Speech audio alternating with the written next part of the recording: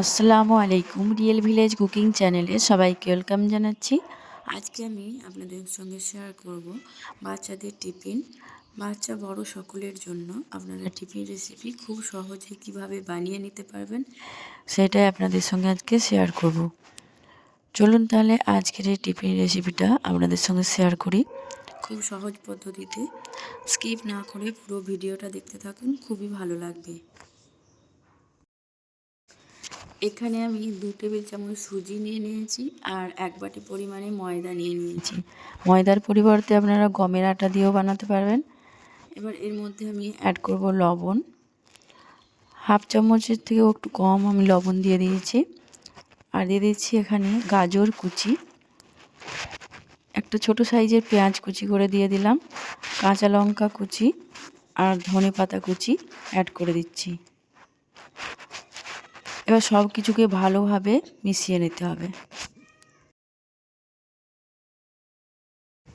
সব কিছু যখন ভালোভাবে মেশানো হয়ে যাবে, এর মধ্যে আমি অল্প অল্প করে জল দেবো। এখানে হাফ বাটি পরিমাণে জল নিয়েছি। জল দিয়ে ভালোভাবে এটাকে মাখিয়ে নিতে হবে। এখানে আপনারা আবারও অনেক কিছু ভেজিটেবলস অ্যাড করতে পারেন, যেহেতু বাচ্চাদের টিফিনের জন্য। ভালোভাবে এটাকে মাখিয়ে নিচ্ছি। আর একটু সামান্য জল লাগতে পারে, যেহেতু সুজি দেওয়া আছে। বাচ্চাদের টিফিন এত টেস্টি হয় এভাবে বানিয়ে, বাচ্চারা তো খুব মজা করে খাবে। আপনারা একবার বানিয়ে দেখবেন। এবার এগুলোকে আমি ফ্রাই করে নেব। তার জন্য এখানে একটা ফ্রাই প্যান নিয়ে নিয়েছি আর গ্যাসের ফ্লেমটা মিডিয়ামে রেখে এখানে আমি প্রথমে দিয়ে দিচ্ছি ভেজিটেবল অয়েল। অয়েলটা ভালোভাবে চারিপাশে লাগিয়ে নেব। চারিপাশে লাগিয়ে নিচ্ছি।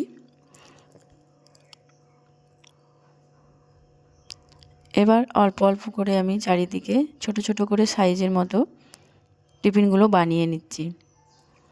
আপনারা চাইলে ছোট ছোট এস থেকে একটু বড় সাইজেরও বানাতে পারেন। যেহেতু বাচ্চাদের জন্য আমি বানাচ্ছি, সেজন্য আমি সাইজটা একটু ছোট করেছি।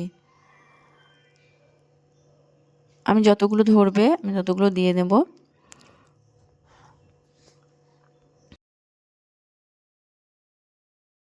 এগুলো বানাতে খুব বেশি টাইম লাগে না, অল্প সময়ের মধ্যেই হয়ে যায়।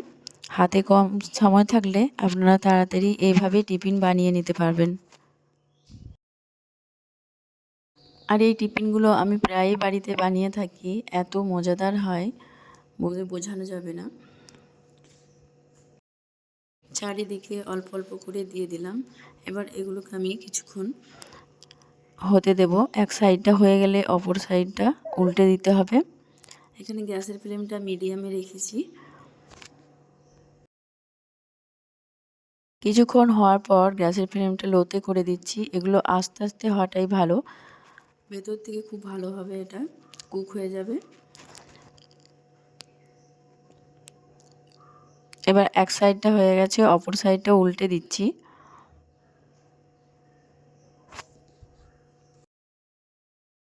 আমার চ্যানেলে অনেক রকমের ব্রেকফাস্ট রেসিপি আছে, আপনারা দেখতে পারেন।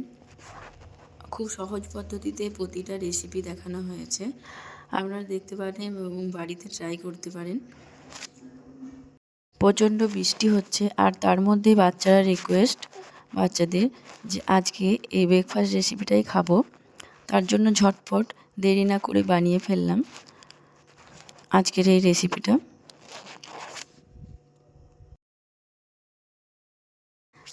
এক সাইডটা আবারও উল্টে দেব। খুব বেশি এটাকে কুক করব না, এইভাবে করে উল্টে পাল্টে ভালোভাবে ফ্রাই করে নিতে হবে।